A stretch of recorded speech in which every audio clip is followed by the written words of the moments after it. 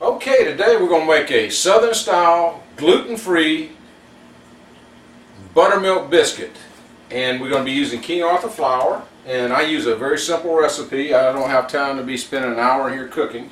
So what we're going to do is we're going to combine, I'm going to use King Arthur gluten-free all-purpose baking mix. I'll use 1 cup of that. And I'm going to use 1 cup of King Arthur gluten-free all-purpose flour. And gotta have a little peanut oil, make it southern. We'll be using some bacon powder, and if you, I use the Argo. You want to use good quality. I use the aluminum-free baking powder, gluten-free. And I use a little organic sugar. You can use regular sugar if you like. And I'll be using some salt, sea salt. Now, you know what I forgot? Okay. I almost got the most important ingredient. It wouldn't be Southern Style without buttermilk. So we'll be using some buttermilk. Now, you don't need eggs, you don't need yeast. If you use those things, then you don't have a biscuit anymore. So you want to use these ingredients. You're going to make a biscuit that is so good, it'll last you throughout the day. You can put, if you're a meat eater, you can put bacon and ham on there. If you're a vegetarian, put you an onion in between there. If you like sweets, put you some honey or jelly and you got something good. So without talking too much, I'm going to go ahead and start the process. I use 1 cup of the all-purpose. I'm going to use 1 cup of the multi-purpose. This doesn't take long.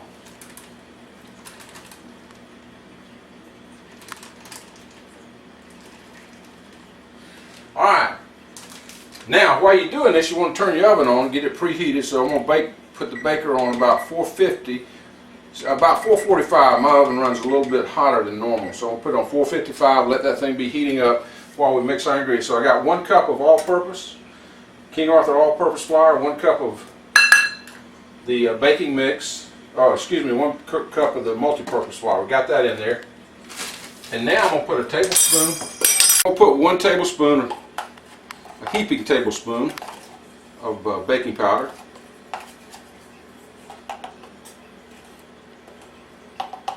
About that much is good.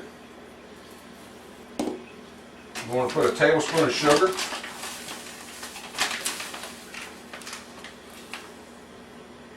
I use organic sugar. You want to use probably 1/4 of a tablespoon, or excuse me, 1/4 of a teaspoon of salt. I'll use about that much. Now you got your dry ingredients in here. You want to mix this really good before you add your buttermilk.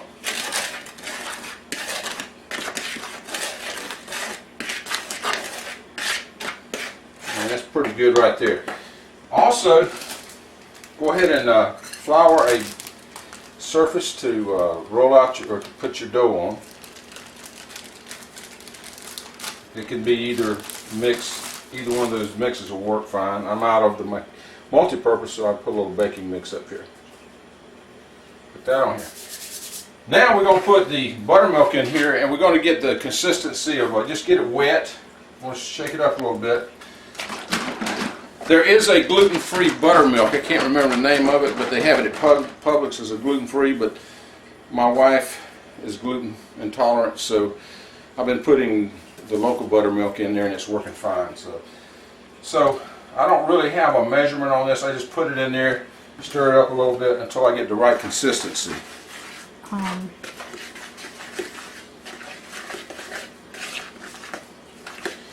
You want it completely wet. I'm going to add a little more buttermilk.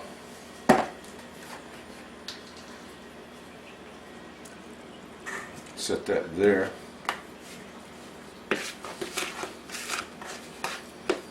Need a little more. You don't want it too dry, it won't turn out right. It's really an easy recipe. I might have got too wet.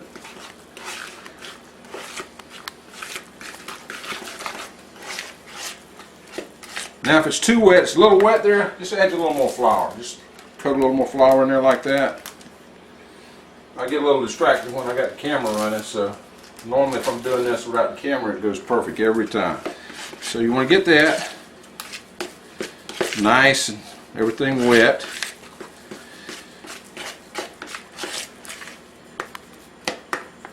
Now I want to put it, move my buttermilk. I'm going to put it out on my cutting board here.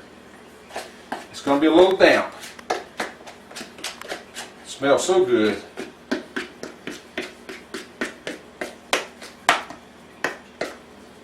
I might have it a tad wet, but it's okay. You can work with it. I'm going to take a little of my flour, sprinkle across the top of it.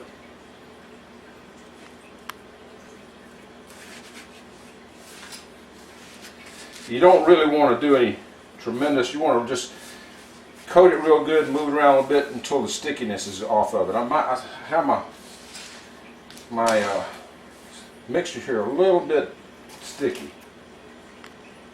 So let me get that off of there. Still needs to be firmed up a little more. Let me roll it one more time. You want this about, you want to get these, you want your dough about, I don't know, 3/8 of an inch. Still a little sticky on this side.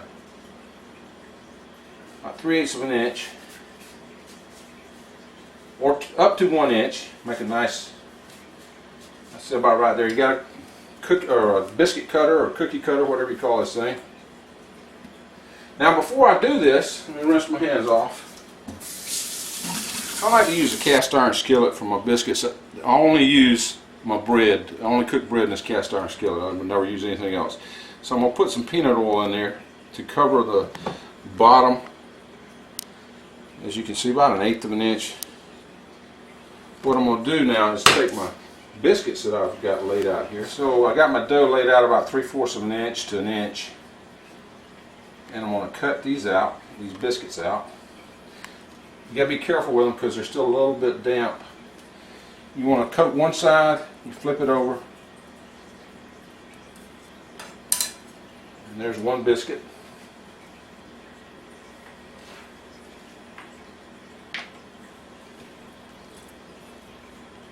Two biscuits.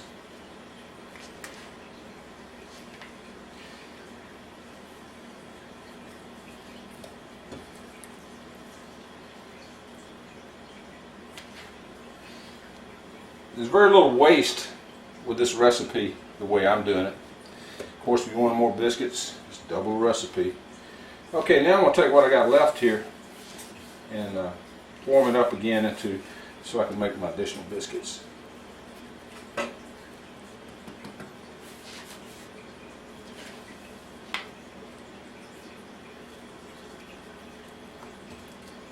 I like mine touching, that way they're going to rise a little better.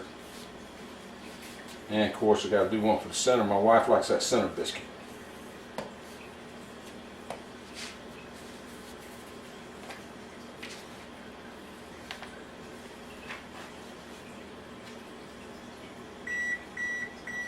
Oven just beeped, it's ready. Push that in there for my center biscuit. I'm short a little dough here, but I'm just going to put this in here. I might have made them a little higher than I normally do, and that's why it didn't fill out just right. But anyway, the oven just went off, and all I got to do now is stick them in the oven for 13 minutes. So I'm going to stick them in the oven, set the timer for 13 minutes, start the timer, and then while that's going, while my biscuits are cooking for 13 minutes, I'm going to melt me a little butter to coat them at the end of that 13 minutes. Okay, while your biscuits are cooking at 445 on my oven, cook them for 13 minutes. While they're cooking, it's a good time to clean up your mess and melt you a little butter because we're going to be coating them with butter here in a few seconds. I'm going to take them out of the oven after the 13 minutes. We've got about 6 seconds left, and we'll see what we have. There it is, it's ended. That's what we got so far. Now, I'm going to butter these rascals. I'm trying to be a little more civilized since my wife's in here recording this. Man, these smell good and mighty fine. Well, Well, let's quit stroking it. Let's just put some butter on there. Can't go wrong with butter. Okay. I'm going to pop them back in the oven. I'm going to put it on broil. On high. I'm going to stick them back in there and let them kind of brown off on the top a little bit. Do this according to what you decide. Because they're pretty much done now. It's just a matter of making them look good. It's on. Okay, it's time to pull the biscuits out. I've had them on broil for about 3 or 4 minutes. And this is what they're looking like. I'm going to dump them onto a plate with a paper towel. That's very hot. So let's just pull one out. Woo! And there's your, a little bit hot. There's your biscuit. And as soon as they cool down a little bit, I'll cut one open and let you look at it. Now. Okay, the biscuits cooled off a little bit, so it's now time to give the taste test. I'll cut it open. Let's let you look at the inside of my biscuit. Go ahead and just cut off a piece there. A little butter on the inside, that's going to really help it. Taste this thing.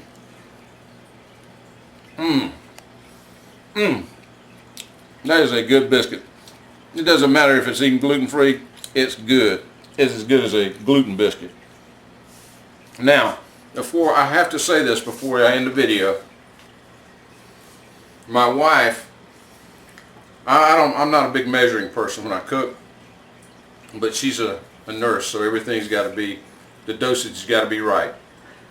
So, the buttermilk, the ingredients, if you want to know the exact ingredients, I forgot to say what how much buttermilk you use. How much is it? 1 1/4 cup. 1 1/4 cup, and you shouldn't have the problems I had when I was trying to undo my little over wet flour. But I'm telling you, and if you really want,